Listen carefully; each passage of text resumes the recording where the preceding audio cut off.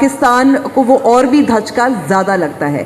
لیکن ہم صرف گورے کی بات کیوں سنیں؟ پاکستان میں کئی ماہر معیشت ہیں جو ہم کہہ سکتے ہیں وارننگ بیلز رنگ کرتے جا رہے ہیں کہ یہ ایک فیصلہ کن مرحلہ ہم اس تک پہنچ چکے ہیں پاکستانی معیشت کے حوالے سے. میں درخواست کروں گی کیونکہ ہم اپنا پینل، میری باتیں تو آپ نہ سنیں لیکن پینلسٹ کی باتیں سنیں، کچھ اگر خاموشی اختیار کر لیں پلیز. Thank you. یہ جو فیصلہ کن مرحلہ جس کی بات ہوتی رہی ہے، کئی دہائیوں تک ہوتی رہی ہے، اس کے حوالے سے تین پینلسٹ جو ظاہر ہے کسی تعارف کا محتاج تو نہیں ہے لیکن میری مجبوری ہے کہ مجھے تعارف کرانا ہے. فواد حسن فواد صاحب جو اس وقت نجکاری کے وفاقی وزیر ہیں، 2 وزراء اعظم کے پرنسپل سیکرٹری بھی رہ چکے ہیں، جیل بھی کاٹ چکے ہیں اور شاعر بھی ہیں. عالمی اردو ادب کی کانفرنس ہے تو یہ بھی ذکر کرنا اس کا بہت ضروری ہے. دوسری میری جانب اس وقت ظفر مسعود صاحب بیٹھے ہوئے ہیں، یہ بھی تعارف کے محتاج تو نہیں ہیں، سربراہ ہیں بینک آف پنجاب کے. 2020 میں جو پلین حادثہ ہوا تھا موجزاتی طور پر سروائیو بھی انہوں نے کیا اور بہت ایڈوکیٹ بھی کیا ریگولیشن کے حوالے سے. اور اس کے علاوہ کاظم سعید صاحب ہمارے ساتھ موجود ہیں، کنسلٹنٹ ہیں، پالیسی ایڈوائزر ہیں. لیکن سب سے بڑی بات میرے خیال میں کہ معیشت کے حوالے سے 2 کتابیں بھی لکھ چکے ہیں. ایک جس کا نام ہے ہر پاکستانی گھر تک خوشحالی اور دوسرا 2 پاکستان. یہ سیاسی نعرہ تو نہیں ہے ظاہر ہے کاظم سعید صاحب جی، بالکل یہ 2 ایک نہیں 2 پاکستانی، یہ کتاب ہے 2 پاکستان. اور خوبصورت بات یہ ہے کہ معیشت کتابیں ویسی پاکستان میں شاید کم پڑھی جاتی ہیں لیکن معیشت کے حوالے سے لکھنا اور پڑھنا یہ بہت بڑا ظاہر ہے کام ہے. سب سے پہلے تو فواد حسن فواد صاحب آپ سے میں سوال کرنا چاہوں گی. آپ وزیر بھی ہیں، آپ 2 وزراء اعظم کے پرنسپل سیکرٹری رہ چکے ہیں، بڑے طاقتور عہدوں پر آپ فائز رہے ہیں، بلکہ یہ بھی لوگوں کا کہنا ہے کہ آپ شاید اگر پرنسپل سیکرٹریز کی بات کریں one of the most powerful principal secretaries. تو آپ نے بہت قریب سے طاقتور حلقوں میں ظاہر ان کو میں کام بھی کیا ہے، اور میں کہوں گی اب تو ایک نشانی بھی یہ ہوتی ہے طاقت کی کہ آپ جیل بھی کاٹ کے آئے، جیل کے اندر بھی آپ ہو کے آ چکے ہیں. تو آپ کی نظر میں پاکستان کے لیے جو اکنامک ویژن ہے، یہ جو دلدل کی ہم بات کریں، فیصلہ کن مرحلے کی بات ہو رہی ہے، اس سے نکلنے کا کیا آپ کی نظر میں راستہ ہے؟ What is your vision? شکریہ عمبر. بسم اللہ الرحمن الرحیم. دیکھیے کہنے تو اس کے بارے میں بہت سی باتیں کی جا سکتی ہیں اور کہیں سے بھی شروع کیا جا سکتا ہے. میں نہیں چاہتا کہ میں اس تفصیل میں جاؤں کہ معیشت کی دلدل کہاں سے شروع ہوتی ہے اور کہاں پہ ختم ہوتی ہے، کیونکہ میرے خیال میں ایک انفارمڈ آڈینس ہے اور تقریباً سب کو بہت اچھی طرح اندازہ ہے. لیکن یہ نکلا کیسے جا سکتا ہے اس کے بارے میں میرا بڑا کنسیڈرڈ ویو یہ ہے کہ نکلا اس وقت جا سکتا ہے جب ہمیں یہ احساس ہو جائے گا کہ ہمیں اس سے باہر نکلنا ہے، اور دوسرا اس احساس کا حصہ یہ ہوگا کہ ہم نے خود اس سے باہر نکلنا ہے، کوئی اور ہمیں اٹھا کے باہر نہیں نکالے گا. یہ پہلی بنیادی بات ہے. اور جس دن ہمیں اس چیز کا احساس ہو گیا تو شاید پھر اس دن ہم یہ تجزیہ شروع کریں گے کہ یہ معیشت کی اس دلدل میں یہاں تک پہنچنے کی وجوہات کیا ہیں اور ان وجوہات سے نپٹا کیسے جا سکتا ہے. مجھے اگر آپ کہیں کہ میں بالکل بنیادی باتوں کا تعین کروں تو شاید میں جس چیز کو سب سے پہلے نمبر دوں گا وہ شاید بہت سے لوگ یہاں پہ اس سے اتفاق نہ کریں. میں سمجھتا ہوں کہ ہماری معیشت کی اس دلدل میں پہنچنے کی سب سے بنیادی وجہ ہماری آبادی کے تناسب میں جس تیزی سے اضافہ ہو رہا ہے وہ ہے. یہ ایک علیحدہ بات ہے اور اس پہ بعد میں آتے ہیں کہ ہماری ٹیکسیشن کا تناسب کیا ہے، ہم ٹیکس وصول کرتے ہیں یا نہیں کرتے ہیں، ہمارے حکومتی نظام کی کمزوریاں کیا ہیں، ہمارا بیوروکریسی کا ڈھانچہ کتنا خراب ہے. یہ سارے فیکٹرز ہیں. ہماری سیاسی جماعتوں کے پاس کوئی پروگرام نہیں ہے، کوئی منشور نہیں ہے، ان کے سامنے کوئی طے شدہ رستہ نہیں ہے جس پر انہوں نے چل کے. نعرے بہت ہیں، سلوگنز بہت ہیں اور پچھلے کئی دہائیوں سے ہم سنتے چلے آ رہے ہیں. ہمارے یہاں پہ پولیٹیکل سٹیبلٹی نہیں ہے، کسی کو ہم اکاؤنٹیبل نہیں کر سکتے کیونکہ ہر ایک کے پاس یہ تجزیہ ہوتا ہے کہ جی مجھے اگر وقت پورا کرنے دیا جاتا تو میں نے تو یہ کام مکمل کر دیا. یہ ساری باتیں اپنی جگہ ہیں، لیکن یہ بنیادی بات ہے کہ اگر ہم کبھی یہ سوچیں کہ یہ 3% سے زیادہ کا اوسط اضافہ آبادی میں کیا کوئی وسائل میں اس تیزی سے ترقی ہو سکتی ہے کہ وہ آبادی میں اضافے کی اس رفتار کو سپورٹ کر سکے؟ تو میں سمجھتا ہوں کہ نہیں ہو سکتی. اور پوری دنیا سے اگر ہم یونیورسل اس پہ اپنی اپریسیشن لیں گے تو ہمیں یہی کہا جائے گا کہ نہیں، اگر آپ کی آبادی میں اضافے کا تناسب اسی اعتبار سے برقرار رہا تو چاہے آپ جو کچھ مرضی کر لیں، آپ اس دلدل سے باہر نہیں آ سکتے. تو پہلا تو میرے خیال میں رستہ یہ ہے کہ ہم اس بات کا احساس کریں، اور یہ بات جس کے اوپر بات کرتے ہوئے بھی لوگ ڈرتے ہیں، حکومتیں ڈرتی ہیں. آپ یقین مانیں ہمارا جو پروگرام ہے آبادی کی رفتار کو روکنے کا، وہ اتنا معذرت خواہانہ پروگرام ہے کہ حکومتوں میں بس ایک چھوٹا سا صوبائی اور وفاقی سطح پہ ایک پروگرام چھوڑ کے، اور اس کو بھی نارملی ڈونر فنڈنگ سے ہی چلایا جاتا ہے. حکومت خود اس کے لیے کوئی وسائل جو ہے وہ مہیا کرتے ہوئے بھی ڈرتی ہے. دوسرا میں سمجھتا ہوں کہ ہمارا جو بنیادی مسئلہ ہے وہ ہے ہمارا بیوروکریسی کا نظام. اور وہ بیوروکریسی کا ڈھانچہ ایک ایسا ہے جو ابھی تک 19ویں صدی کے اوائل میں کھڑا ہے، جب انگریز نے اس کو اس ملک میں انٹروڈیوس کیا تھا، اور ابھی تک اس کے اصول بھی وہی ہیں. انہی اصولوں پہ وہ کام کرنے کی کوشش کر رہا ہے جو اس وقت اس کے سامنے رکھے گئے تھے، لیکن دنیا بہت آگے آ چکی. اب اس پہ اگر آگے چل کے ہم بات کریں گے تو میں زیادہ تفصیل سے بات کر لوں گا. تیسری چیز میں سمجھتا ہوں کہ ہمارا ٹیکسیشن کا نظام ہے. میں نے کچھ دن پہلے بھی کہا تھا کہ جب بھی بات ہوتی ہے تو یہ کہا جاتا ہے کہ ہم نے اپنے ٹیکس کی جو شرح ہے، tax to G D P ratio ہے، اس کو 8% سے بڑھا کے 15 یا 18% تک لے کے جانا ہے. میں بار بار ہر مرحلے پہ یہی کہتا ہوں کہ ہم 8% سے 15% تو بعد میں لے کے جائیں گے. اگر ہم پہلے مرحلے میں صرف یہ کر لیں کہ جو ہماری اصل جی ڈی پی ہے، بجائے اس کے کہ جو ریکارڈڈ جی ڈی پی ہے، ہم اس کا 8% ہی اکٹھا کرنا شروع کر لیں تو شاید ہمارے بہت سے مسائل حل ہو جائیں. صرف آپ لوگوں کی اس کو ذرا زیادہ سمجھانے کے لیے نمبرز بعض اوقات بہتر ہوتے ہیں کہ ہم کوئی $300 بلین کی جی ڈی پی کو مانتے ہیں، لیکن تقریباً اس بات پہ اتفاق ہے کہ جو اصل جی ڈی پی ہے ہماری وہ $1.2 ٹریلین ہے، تو 4 گنا زیادہ ہے. تو اگر صرف 8% ہی ٹیکسز پہلے وقت میں اکٹھے کر لیے جائیں وہاں تک لے جانے کے، تو تب. اور آخری بات میں اس اپنی پہلے مرحلے میں گفتگو کی یہ کہوں گا امبر کہ دیکھیے، آخر اس ملک میں اگر سارا وقت نہیں تو آدھے سے زیادہ وقت بہرحال سیاسی جماعتوں نے حکومت کی ہے. آپ سیاسی جماعتوں کے دور سے، ان کے منشور سے اختلاف کر سکتے ہیں، لیکن بشرط یہ کہ منشور ہو. اگر آپ بہت ہی سنجیدگی سے بھی دیکھیں تو معیشت کے بارے میں جو بہت کلیئر ویژن تھا وہ غلط ہو سکتا ہے، آپ اس سے اختلاف کر سکتے ہیں. وہ صرف 1970 کی دہائی میں ذوالفقار علی بھٹو کا تھا. آج 50 برس بعد ہم بالکل یہ کہہ سکتے ہیں کہ وہ غلط فیصلے تھے جو انہوں نے کیے، لیکن وہ بہرحال لوگوں سے وہ اسی بنیاد پر، اسی منشور کی بنیاد پر ووٹ لے کے آئے تھے. اگر لوگوں نے ان کے منشور کو غلط سمجھا یا غلط طریقے سے ان کو ووٹ دے دیا، ابھی بھی آج ہم 8 ہفتے یا 9 ہفتے دور رہ گئے ہیں الیکشن سے، اور ہماری تینوں بڑی سیاسی جماعتیں جن میں سے کسی ایک کو اکثریت یا کسی دو کو مل کے اکثریت حاصل ہونی ہے. آپ یہ بتائیے، کسی سے آپ کسی معاشی منشور کے سامنے کسی کی طرف سے کوئی رستہ دکھائی دے رہا ہے؟ کسی نے اس کی بات بھی کی ہے؟ اگر بات ہی نہیں ہو رہی تو وہ اگر حکومت میں آ جائیں گے تو کریں گے کیا؟ اور دوسری بات یہ ہے کہ اگر وہ بات کیے بغیر حکومت میں آ جائیں گے اور لوگ انہیں ووٹ دے دیں گے تو پھر شاید لوگوں کا یہ حق بھی نہیں ہوگا کہ ان سے یہ پوچھیں کہ جی آپ نے یہ کیا کیا ہے.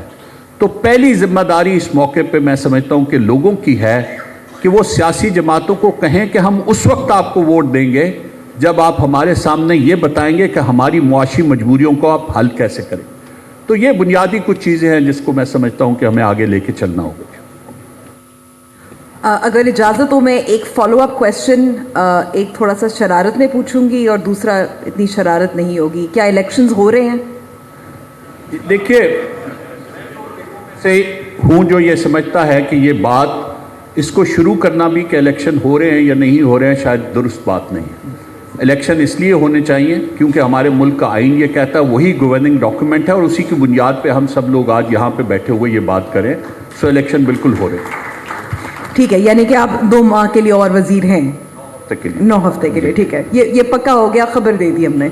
اچھا, جو ایک سنجیدہ سوال ہے کہ کیونکہ آپ 2 وزیر اعظم کے ساتھ کام کر چکے ہیں اور کئی سال کام کیا ہے, آپ نے جو سیاسی جماعتوں پر تنقید کی ہے, براہ راست آپ نے کبھی نہ میاں نواز شریف کے خلاف نہ شاہد خاقان عباسی صاحب کے خلاف کوئی بیان تو دیا ہے, لیکن یہ جو ہم دلدل کی بات کر رہے ہیں, جو آپ نے جن مسائل کی نشاندہی کی ہے, یعنی کہ بیوروکریسی کے ریفارمز ہو گئے, tax to G D P ratio کی بات آپ نے کی, اور سب سے اہم بات جو آبادی کا تناسب ہے یا آبادی کو کنٹرول کرنے کی بات کی, یہ تب کیوں نہیں کر پائے؟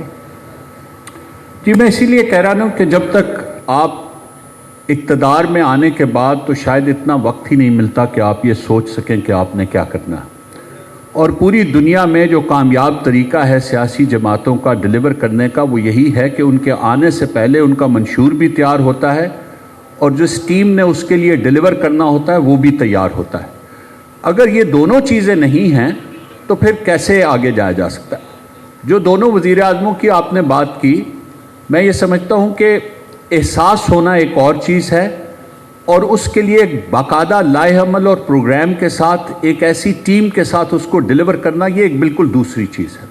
میں نہیں سمجھتا پاکستان کا کوئی بھی سیاسی لیڈر ایسا آیا ہے جو پاکستان کو اس دلدل میں دھکیلنا چاہتا تھا. میری اسے خوش گمانی کہہ لیجئے.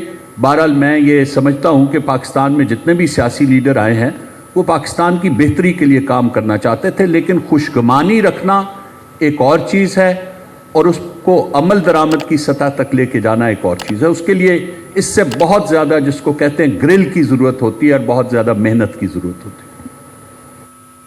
شکریہ. جی ظفر صاحب, اس وقت جو نگراں حکومت ہے اس کے اس دوران ہم نے دیکھا ہے کہ اس کو ڈنڈا سرکار بھی کہا جا رہا ہے, یعنی کہ اسمگلنگ کی روک تھام کے لیے بہت کام ہوا, لا اینڈ آرڈر اس کو کنٹرول کرنے کی کوشش کی, جو ہورڈنگ ہوتی ہے اس کو کنٹرول کرنے کی کوشش کی. ساتھ ساتھ ہم نے ایک اور بڑا ہم کہیں گے کامیابی بھی دیکھی کہ اسٹاک ایکسچینج میں جو ہے تیزی آئی. آپ کو لگتا ہے کہ یہ اشارہ ہے کہ حالات بہتر ہو رہے ہیں یا یہ قبل از وقت ہم خوشی منا رہے ہیں؟ جی بہت شکریہ امبر. نہیں, بہت قبل از وقت ہے to declare a victory. I think there is a long way to cover. یہ just the starting point. The good news is کہ کم از کم ایک سینٹیمنٹ پازیٹیو ہوا ہے, ایک ٹائٹ ٹرن ہوئی ہے ٹورڈز a positive sentiment. اور اس کے جو ریزنز آپ نے جن کا احاطہ کیا امبر, وہ بالکل ٹھیک ہیں. وہ ایڈمنسٹریٹو ریزنز ہی ہمیں نظر آتے ہیں. اس میں بائی دا وے بہت بڑا جو رول ہے وہ فواد صاحب کی منسٹری کا بھی ہے, کہ جس طرح بہت عرصے سے پرائیویٹائزیشن کا پروسیس رکا ہوا تھا, اب ہمیں نظر آ رہا ہے کہ وہاں پر کچھ ڈیولپمنٹ ہونی شروع ہوئی ہے. جو آپ نے ارلیئر سوال فواد صاحب سے پوچھا تھا, میں فواد صاحب نے جو فرمائی چیزیں میں ان سے اگری کرتا ہوں. میں 1-2 چیزیں صرف ہائی لائٹ کرنا چاہ رہا ہوں سامعین کے لیے یہاں پر, اپنے آڈینس, آپ کے آڈینس کے لیے. ایک تو یہ کہ وہ there is a mindset change which is necessary in the society in order as a starting point. جو ہم دلدل میں آج پھنسے ہوئے ہیں, اس کا جو سٹارٹنگ پوائنٹ یہ ہے کہ ہم لوگ جو ہیں وہ کمپلیسنٹ ہو گئے ہیں, اور ہم اس بات کو ایکسیپٹ کرنے کے لیے تیار ہو گئے ہیں کہ چیزیں یوں ہی ہیں اور ہمیں یوں ہی لے کے چلنی ہے. وہ مائنڈ سیٹ چینج کرنے کی ضرورت ہے ہمیں. دوسری جو امپورٹنٹ بات ہے وہ یہ ہے کہ میں نے اس کے اوپر لکھا بھی ہے, and I think there is some kind of charter of society which is necessary. ہم چارٹر آف ڈیموکریسی کی بات کرتے ہیں, ہم چارٹر آف اکانومی کی بات کرتے ہیں, ہم چارٹر آف بزنس کی بات کرتے ہیں. کچھ بھی نہیں چل سکتا جب تک کہ چارٹر آف سوسائٹی نہیں ہوگی. اور چارٹر آف سوسائٹی وہی ہے جو میں پہلے آپ سے کہہ رہا تھا کہ مائنڈ سیٹ چینج کی ضرورت ہے. ہم سب کو at the individual level change ہونے کی ضرورت ہے, اور یہ بات ایکسیپٹ کرنے کی ضرورت ہے کہ چینج آنے کی ضرورت ہے اس دلدل سے نکلنے کے لیے, کیونکہ اس دلدل میں ہم پھنسے بھی اسی وجہ سے ہیں کیونکہ ہم نے اس کو ایکسیپٹ کر لیا. ہماری جو کیپیسٹی ہے to develop home grown plan وہ ڈس اپیئر ہو گئی ہے. ہمیں ایک ہوم گرون پلان کی ضرورت کی اشد ضرورت ہے, اور جب تک ہم وہ نہیں لے کے آئیں گے اور ہم ڈپینڈنٹ رہے for the outside world to present the plan to us, اس کے اندر ہمیشہ گیپ ہی رہے گا. اس میں ہمیشہ کوئی نہ کوئی ایسا اینگل ضرور ہوگا کہ جو غالباً ہمارے انٹرسٹ میں اس طرح نہیں ہوگا جس طرح ہونا چاہیے. اب ہیومن ڈیولپمنٹ انڈیکس کے اوپر ہم اس وقت 62 نمبر پہ ہیں آؤٹ آف 151 کنٹریز. हमें this is a poor performance. जब तक आप उस पर काम नहीं करेंगे, जब तक आप उसको नहीं बढ़ाएंगे, आपका कोई इकोनॉमिक प्लान आप दलदल से नहीं निकल पाएंगे. हमें ये रियलाइज़ करना पड़ेगा और इस पर काम करना पड़ेगा. और उसका जो स्टार्टिंग पॉइंट है वो है जो हमारा सब्सिडीज़ का पूरा निज़ाम है. वो सब्सिडीज़ का निज़ाम पूरा का पूरा जो है उसको रीस्ट्रक्चर करने की ज़रूरत है. आज जो हमारा सब्सिडीज़ का निज़ाम है उसके अंदर जो substantial portion of the subsidy है, वो इत्तेफाक की बात है, काजिम साहब की एक्सपर्टीज़, दोनों इंडस्ट्रीज़ काजिम साहब की एक्सपर्टीज़ है. वो एक एनर्जी सेक्टर जो सबसे बड़ा है और उसके बाद दूसरे नंबर पे एग्रीकल्चर आ जाता है. आप दोनों में देख लीजिए कि हम उन पे सब्सिडी झोंके जा रहे हैं, जबकि उसका कोई किसी किस्म का रिज़ल्ट हमें प्रोडक्टिविटी में नज़र नहीं आ रहा. और यही सब्सिडीज़ जो हैं इनको ख़त्म करने की ज़रूरत है. चाहे वो फर्टिलाइज़र सेक्टर में हो, तकरीबन 200 बिलियन रुपए पर एनम वो है, चाहे वो कमोडिटीज़ पे हो. फवाद साहब ने भी उस दिन इसका अहाता किया. ये तकरीबन 1 ट्रिलियन से ज़्यादा का स्टॉक इस वक्त खड़ा हुआ है आपका कमोडिटीज़ की सब्सिडीज़ के अंदर. आप जो ये 300 यूनिट से नीचे सब्सिडी देते हैं बिजली के ऊपर, that is also miss use. Gas की subsidy is miss use as well. Therefore all these subsidies have to go away, and those subsidies will need to be then diverted towards the social sector for development of human development index जो है उसको बेहतर जब तक हम नहीं करेंगे ना, इसी दलदल में हम फंसे रहेंगे, इससे बाहर नहीं निकल सकते. एक मैं बुरी खबर आपको अंबर दे दूं और आपकी मैं तो कुछ अच्छी खबर की उम्मीद शुरू तो ऐसे ही किया था, आप तो बुरी खबर दे रहे हैं. मैं बुरी खबर ये है कि कोई शॉर्ट टर्म सोल्यूशन नहीं है. So we need to be very very clear on this. ये रास्ता बहुत लंबा है, इस दलदल से हमें गुजरना पड़ेगा, इस दलदल में फॉर द टाइम भी रहना पड़ेगा. मगर वो कहते हैं ना कि हमें रियलाइजेशन अगर इस चीज़ की हो जाए कि ये चीज़ जो है इससे हमें बाहर निकलना है, तो फिर तो चले हैं तो कट ही जाएगा सफ़र आहिस्ता आहिस्ता. मैं कोशिश करूंगी कि थोड़ा सा कुछ हम ऑडियंस से भी सवाल लें, कि मुझे लगता है कि काफ़ी सवाल होंगे. मैं 2-3 सवाल अभी वक्त नहीं. हाथ अभी आप नीचे रखें, आधा घंटा या 15-20 मिनट मुझे और दें. थोड़ा से मैं कुछ सवाल करना चाह रही हूँ और मैं काजिम साहब की तरफ अब जाना चाहती हूँ. काजिम साहब, बुरी खबर तो हमें दे दी ज़फ़र साहब ने कि इस दलदल में हम फंसे रहेंगे, लेकिन अभी देखें जैसे जाने वाली हुकूमत थी जो इस वक्त निगरान हुकूमत है, उन्होंने 3 शोबों को तरजीह बनाया है और उनकी निशानदेही जिसको कह सकते हैं, जिसकी बुनियाद पर हम तरक्की की राह पर गामज़न हो सकते हैं. एक जो है वो IT सेक्टर है, एक माइनिंग सेक्टर है, एक एग्रीकल्चर है. आपको क्या लगता है इनमें से तीनों कौन से सेक्टर्स हैं जिससे सबसे हम तेज़ी से मईशत को जंप स्टार्ट कर सकते हैं, दलदल से निकल सकते हैं? बहुत शुक्रिया अंबर. मैं आपके सवाल का जवाब देने से पहले ज़रा सा पस मंज़र मैं देना चाहता हूँ माशी तरक्की के नुक्ता नज़र से. अगर आप सब यहाँ जो ऑडियंस बैठी है बहुत संजीदा सिटीजन्स हैं पाकिस्तान के, शोरा और अदीब यहाँ बैठे हैं, आपके लिए मेरे ख़्याल में एक पैगाम जो मैं पहले देना चाहता हूँ वो ये कि मईशत की तरक्की और गुर्बत का ख़ात्मा, इन दोनों के लिए अगर एक चीज़ को अगर आपको देखना है, जिस तरह क्रिकेट मैच देखते हुए दुनिया का कोई भी प्लेयर अगर उसको मैच को या शायकीन देखते हैं तो पूछते हैं रन रेट क्या है. अगर कोई एक चीज़ देखनी है तो वो शरह नमू है. और मैं जो आपने जिक्र किया जो किताब 2 पाकिस्तान हर पाकिस्तानी घराने तक खुशहाली जो किताब मैंने लिखी, उसका बुनियादी मफहूम ये था कि भाई एक पाकिस्तान उन लोगों का है जिनकी अगली नस्ल के बारे में वो तवक्को कर सकते हैं कि उनके हालात हमसे बेहतर होंगे, और वो शायद सिर्फ 15-20% है जो मैंने आदाद शुमार से तज्जिया किया. और बकिया सब के बारे में कहना मुश्किल है कि उनकी अगली नस्ल बेहतर हालात में होगी या नहीं. इस किताब को शाये हुए 1-2 बरस हो गए, लेकिन आज मैं देख रहा हूँ ये जितना रुपए की कदर में कमी आई है, बहुत से वो घराने जिनके 15-20% जिनके बारे में मेरा ख्याल था कि वो कले के अंदर हैं, पाकिस्तान के जो खुशहाली कला है उसके अंदर है, उनको भी ये परेशानी लाहक है कि अगली नस्ल हमारी किन हालात में होगी. किताब का मफहूम जो मेन मैसेज ये था कि दुनिया भर के ममालिक जिन्होंने गुर्बत का खात्मा किया है, ये अब कले के अंदर वालों के लिए भी रेलिवेंट हो गई बात, उन्होंने बुनियादी तौर पे जो काम किया है 25-30 साल तक 7 से 8% शरह नमू सालाना 25-30 साल तक اور آپ ہم جو ہر بار بحث ہوتی ہے, یہ پچھلی حکومت نے 5% کیا, ہم نے 4% کیا وغیرہ, 7-8% منیمم ریکوائرمنٹ ہے. تو یہ as citizens who are interested in Pakistan's future, آپ جب یہ دیکھیے کہ یہ تقریریں یا یہ بیانات دیے جا رہے ہیں یا وعدے کیے جا رہے ہیں, جو پرفارمنس 7 سے 8% یا اس سے زیادہ گروتھ آپ نظر آتی ہے آپ کو 25-30 سال, یہ ظفر صاحب نے جو کہا کہ لمبا رستہ ہے, لیکن یہ سکور رن ریٹ آپ کو دیکھنا ہے. دوسری بات یہ کہ ابھی جو ہمارا انڈیا میں آپ دیکھیں 30 سال سے 7-8% گروتھ ہو رہی ہے. چین کا جو ریکارڈ جو بتایا جاتا ہے 40 سال تک انہوں نے اس طرح کی گروتھ کی, اور جتنے اور ممالک کو آپ دیکھیں گے جنہوں نے غربت کا خاتمہ کیا, ان کا یہی رہا ہے طریقہ.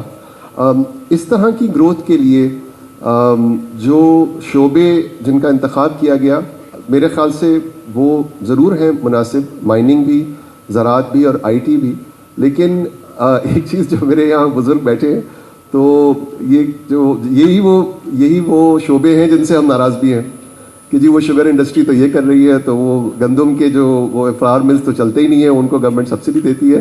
تو وہ چونکہ میرے بزرگ بیٹھے ان کی اجازت سے وہ مولانا روم کا مصرع میں آپ کو سنا دوں کہ از ہمان جا کہ رسد درد ہمان جاس دوا, کہ جہاں جہاں سے درد پیدا ہوتا ہے ملتا ہے وہیں پہ دوا ہے.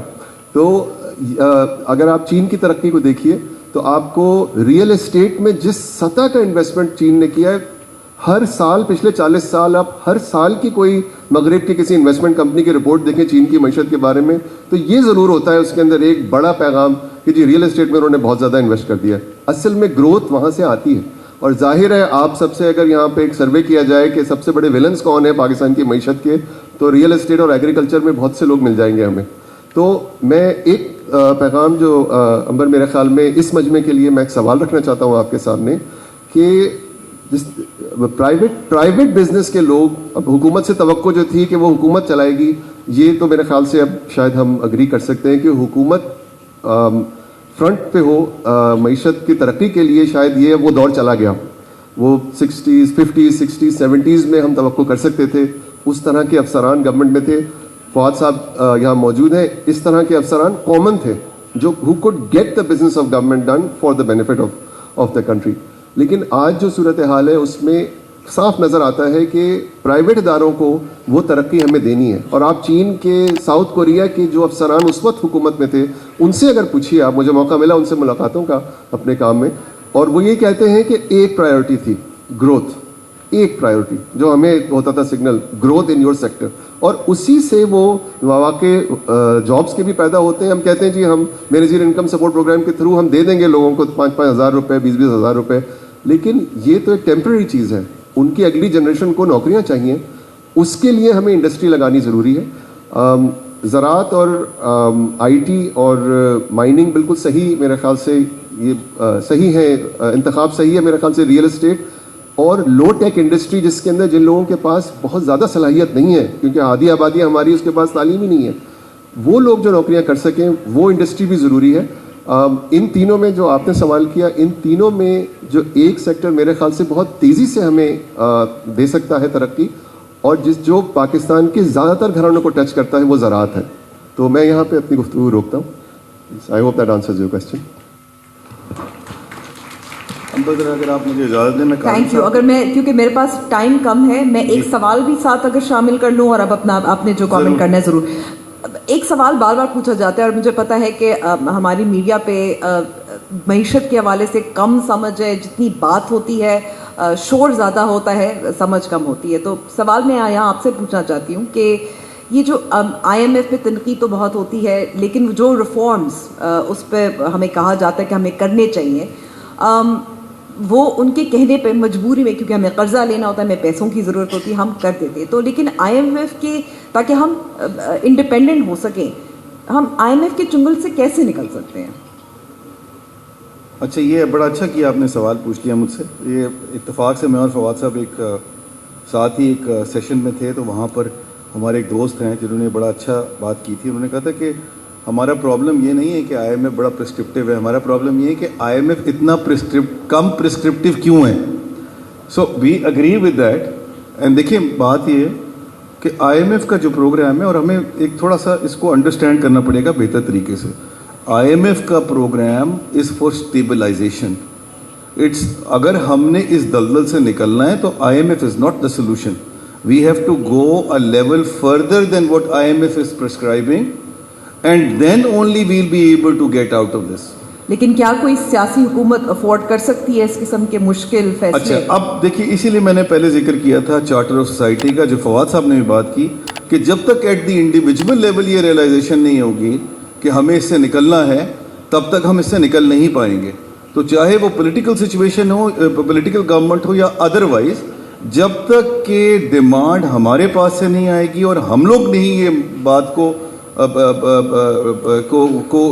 پش کریں گے on the governments, these things will never happen. اور دس ہیز نیور ہیپنڈ.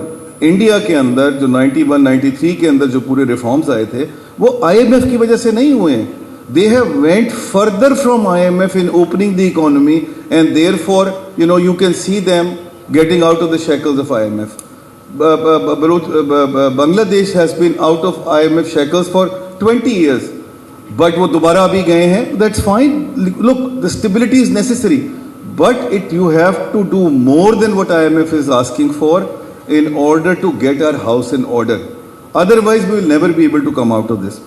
جو کاظم صاحب فرما رہے تھے گروتھ ریٹ والی بات, بالکل درست فرما رہے تھے. میں صرف وہاں پر ایک تصحیح کر دوں کہ وہ خالی گروتھ ریٹ نہیں ہے, وہ ریئل گروتھ ریٹ ہے, کیونکہ دوسری سائڈ جو اس کی ہے وہ پاپولیشن کی, جو فواد صاحب نے بات کی, وہ China is a classic example of this. انہوں نے دونوں طرف سے اس ایکویشن کو ہینڈل کیا, ایک طرف اکانومی کو گرو کیا اور دوسری طرف جو ہے وہ پاپولیشن کو بھی وہ کیا.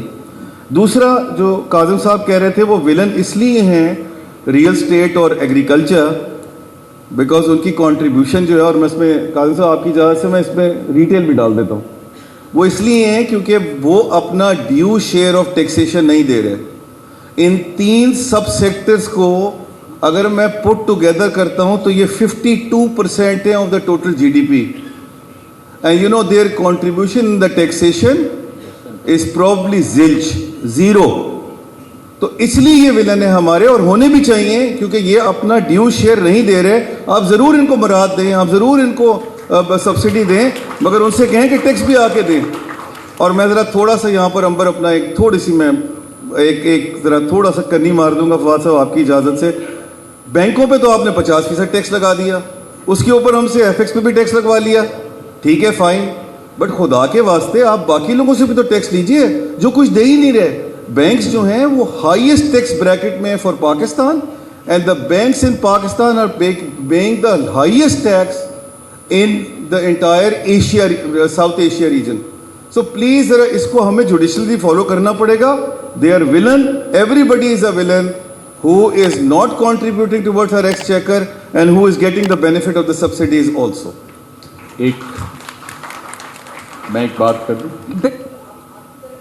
تھی اس لیے کیونکہ ظاہر ہے ولن بنا دیا ہے بلا واسطہ. ٹیکسیشن جو ہے وہ عوام پر ظاہر بوجھ ڈالا جاتا ہے. یہ بتایا جاتا ہے کہ ظاہر آپ نے ٹیکسز انکریز کرنے ہیں, لیکن ساتھ ساتھ جب آپ بسپ کا ڈیٹا بھی دیکھیں, جب اعداد و شمار بھی دیکھیں, تو جو سب سے زیادہ اس وقت پاکستان میں جو کوئنٹائلز آپ کو نظر آتے ہیں 20 سے 35 ہزار ان کی تنخواہ ہوگی. تو کتنی سخت ہے کہ یہ ٹیکسیشن میں اضافہ ہو. کیا ڈنڈا سرکار ہی کر سکتی ہے, کوئی سیاسی حکومت کر سکتی ہے یہ کام یا نہیں؟ دیکھیے پہلے ایک صرف چیز, کیونکہ بہت ہی اہم بات کی طرف کاظم نے اشارہ کیا تھا, تو گروتھ تو ایک طے ہے کہ جو سرمایہ کارانہ نظام ہے اس کا جو کرٹیکل فیکٹر ہے سکسیس کا وہ گروتھ ہے, مجھے اچھا لگے یا نہ لگے, یا کسی اور کو اچھا لگے یا نہ لگے. سو گروتھ تو ہے, لیکن گروتھ اچیو کرنے والی حکومت اس وقت تک کامیاب نہیں ہوتی اور معاشرے کو اور ملک کو اور سوسائٹی کو ترقی نہیں دیتی جب تک وہ اس کے ساتھ ساتھ ایکویٹیبل ڈسٹریبیوشن آف ویلتھ کا نظام نہ لائے, اور وہ فیلئر ہے جس کی طرف ظفر نے اشارہ کیا. سو یہ 2 کرٹیکل فیکٹرز ہیں جن کو اکٹھا ہو رہا ہے. چین کی اور ہندوستان کی 2 مثالیں لی. اب میں ایک چھوٹا سا معمولی سا فرق اور اپنی ایک معیشت کے طالب علم کی حیثیت سے اپنی رائے بتاتا ہوں. چین نے گروتھ کی 40 سال میں سے تقریباً 32 سال double digit growth, not even 7, 8 اور 9% پلس 10% وہ گئے. ایک بہت چھوٹے بیس سے سٹارٹ ہوئے تھے 1980 کی اوائل میں چین دنیا کے پسماندہ ترین ملکوں میں سے ایک تھا، آبادی بہت زیادہ تھی اور ترقی کی رفتار نہ ہونے کے برابر تھی، تو ایک چھوٹے بیس سے شروع ہوئے. سو پہلے 20 سال تو ان کے لیے گروتھ ریٹ کو ڈبل ڈیجٹ میں رکھنا بہت آسان تھا، لیکن اس کے بعد انہوں نے بہت اپنی جو ایبلٹی تھی اور کیپیسٹی تھی اس کو امپروو کیا، اور پھر اگلی 2 دہائیوں میں بھی انہوں نے اس کو مینٹین کیا. لیکن اس کے ساتھ ساتھ جو دوسرا بڑا کمال انہوں نے کیا وہ یہ کیا کہ 30 کروڑ لوگوں کو وہ غربت کے دائرے سے نکال کے باہر لے کے آئے. اور یہ وہی چین ہے جس نے 60 اور 70 کی 2 دہائیوں میں 30 کروڑ لوگ خوراک کے نہ ہونے کی وجہ سے ضائع کیے تھے. یہ اسٹیبلش فگر ہے، میں کوئی ایزمپشنز کی یا کوئی مغربی میڈیا کی بات نہیں کر رہا. وہ خود یہ مانتے ہیں کہ 60 اور 70 کی دہائیوں میں 30 کروڑ چینی صرف اس لیے مر گئے تھے کہ ان کے پاس کھانے کے لیے غذا نہیں تھی. تو دوسرا اب جو مثال انہوں نے انڈیا کی دی، میں یہ سمجھتا ہوں کہ انڈیا نے گروتھ کے لیول پہ تو بہت اچھا کام کیا ہے تقریباً چین کے مقابلے میں، لیکن جو فیلئر ہے جو آپ کو شاید اگلی 2 دہائیوں میں نظر آنا شروع ہو جائے گا وہ ہے on the front of equitable distribution of wealth. ادھر ان کی ناکامی ہے جو اب کچھ عرصے کے بعد نظر آنا، ابھی ان کی سوسائٹی میں وہ نظر آنا شروع ہوئی ہے، اتنی ان کی اچھی نہیں. ہمارا مسئلہ یہ ہے کہ ہم بالکل ٹھیک جس بھی، میں کہتا ہوں آپ انڈسٹری کا انتخاب کر لیں، آپ ریئل اسٹیٹ کا انتخاب کر لیں، آپ ایگریکلچر کا انتخاب کر لیں. ایگریکلچر کے بغیر تو کوئی بھی ملک نہیں رہ سکتا، ایگریکلچر کو تو آپ نے ڈیولپ کرنا ہی کرنا. مسئلہ یہ ہے کہ میں ایک 2016 کی ایک مثال دیتا ہوں. ہم نے ایک پرائم منسٹر کے لیے اس وقت کے لیے ایک اپنی ٹیکسیشن سسٹم کو انالیسس کیا، تو ہم نے انہیں بتایا کہ صرف 1 سال کے دوران ایگریکلچر سیکٹر کو اپنی نارمل انکم سے 2015-16 کے درمیان 650 ارب روپیہ زیادہ آمدنی ہوئی. It was a bumper year for agriculture in Pakistan. اور اس سال میں پرانی انکمز کو چھوڑ دیجئے، جو ایگریکلچر کا کنٹریبیوشن تھا ٹیکس میں وہ صرف 2 ارب روپیہ تھا. تو یہ وہ ریالٹیز ہیں جن کو ہمیں دیکھنا. آپ نے سوال کیا کیا سیاسی جماعتیں یہ کریں گی؟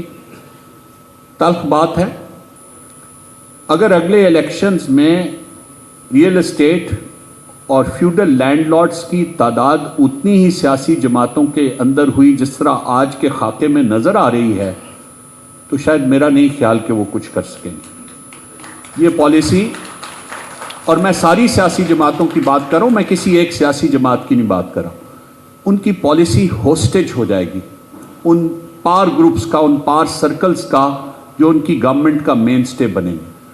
تو پھر میں وہی بار بار، ظفر نے بھی وہی کہا ہے، میں بھی یہی کہہ رہا ہوں، یہ لوگوں نے دیکھنا ہے. سیاسی جماعتیں اور ان کے منشور بھی اہم ہیں اور وہ لوگ بھی اہم ہیں جن کو آپ ووٹ دے رہے ہیں. یہ بھی دیکھ لیجئے کہ یہ شخص اگر نیشنل اسمبلی میں یا سینٹ میں جائے گا تو پھر یہ میری نمائندگی یا میری کس طرح سے کر سکے گا. تو بڑا اگلے 9-10 ہفتے میں سمجھتا ہوں پاکستان کے لیے بڑے اہم ہیں. سیاسی جماعتیں جو فیصلے کریں گی، جن لوگوں کو وہ سامنے لے آئیں گی، جس طرح کا وہ اپنا پروگرام سامنے لے کے آئیں گی، الیکشن سے شاید پہلے ہی فیصلہ کرنا آسان ہو جائے کہ الیکشن کے نتیجے میں پاکستان کے مسائل میں کمی ہوگی یا معیشت کی یہ دلدل مزید گہری ہوگی.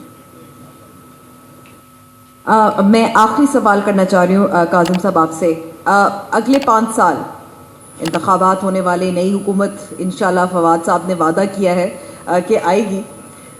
اگلے 5 سال میں ہم اس دلدل سے کس طرح سے، what is the mechanism in the process جسے نکل پائیں گے، اور اگر وہ ہوگا تو what does that look like in 5 years, تاکہ ہم یہ دوبارہ سے بات چیت نہ کر رہے ہوں، نازک موڑ کی بات چیت نہ کر رہے ہوں، دلدل کی بات کریں. ہم یہاں ایک آڈینس میں تھے، انہوں نے کہا ہم 3 نسلوں سے سن رہے، سب تنگ آ گئے ہیں، بہت ہو گیا.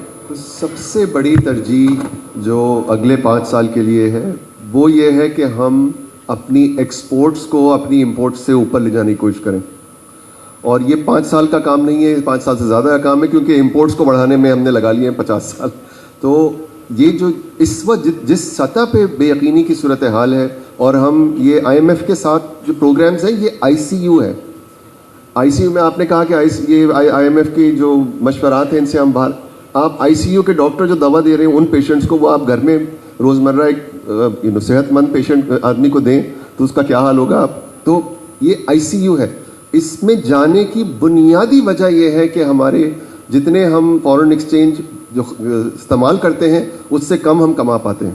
یہ بالکل بنیادی وجہ ہے جس کی وجہ سے ہم IMF پروگرامز میں جاتے رہے ہیں. Don't let anybody give you any other view on this. Exports میں ریمیٹنسز کتنے بڑھا سکتے ہیں ہم, کتنے پاکستانی ایکسپورٹ کر سکتے ہیں, اور یہ عجیب سی بات ہے کہ ہم اپنے ملک کے حالات کو کے استحکام کے لیے, معاشی استحکام کے لیے پاکستانی سے کہیں آپ یہاں سے جائیں. آبادی تو کم ہو جائے گی نا.